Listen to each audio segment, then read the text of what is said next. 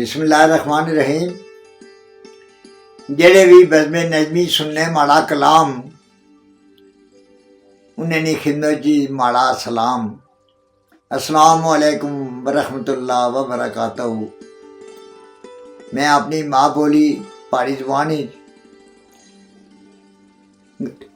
गल्लां दिलां दियां विचा एक नज़म अपना मजबूआ कलाम गल्लां दिलां दियां विचा एक नज़म तुसारे खूबसूरत बुझे सुने क्या पेश कर रहा।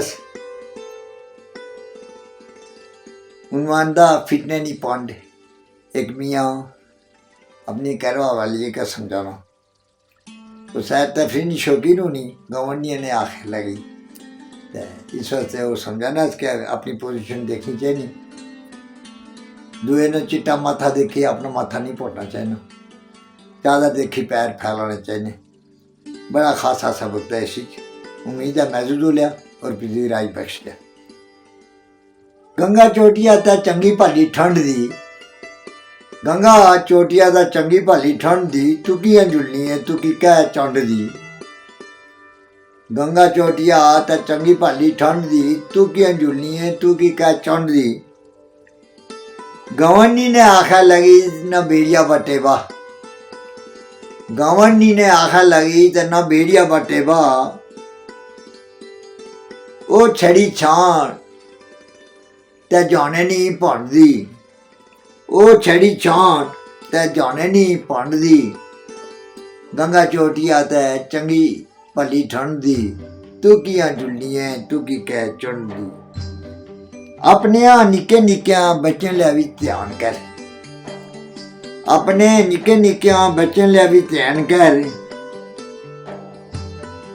ओ नीरी मूरी लोफर ते जाने नहीं भंडदी, ओ नीरी मूरी लोफर नीरी संड दी।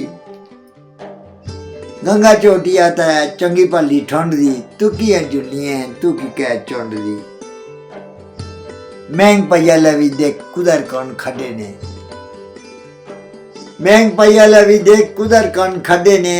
रिक्शे हाथ लाए ने भी मजूरी सो खंड दी, रिक्शे हाथ लाए ने भी मजूरी सो खंड दी। गंगा चोटिया ते चंगी भली ठंड दी, तू कियां जुलनी है तू की कह चुंड दी। इत्थे है नाई धोई ते खड्ड उसड़ काली, इत्थे है नाई धोई ते खड्ड उसड़ काली।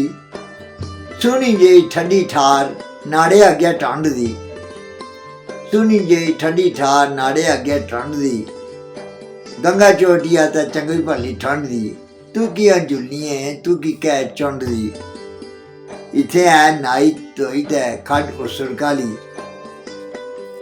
सुनी जी ठंडी ठार नाड़े अगे ठंड दी। नजमी अल्लाह किसा ना वाह बाए ऐ जिया सवानियों कन्ने, नजमी अल्लाह किसा ना वाह बाए ऐ जिया सवानियों कन्ने। झगड़े नी जो मोरा ते फिटने नी है पांड दी, झगड़े नी जो मोरा ते फिटने नी है पांड दी। गंगा चोटिया ते चंगी भली ठंड दी, तू कियां जुलनी है तू की कह चुंड दी। इत्थे है नाई तो ते खड्ड उसड़ काली, सुनी जी ठंडी ठार नाड़े अगे ठंड दी। गंगा चोटिया ते चंगी भली ठंड दी। शुक्रिया जी।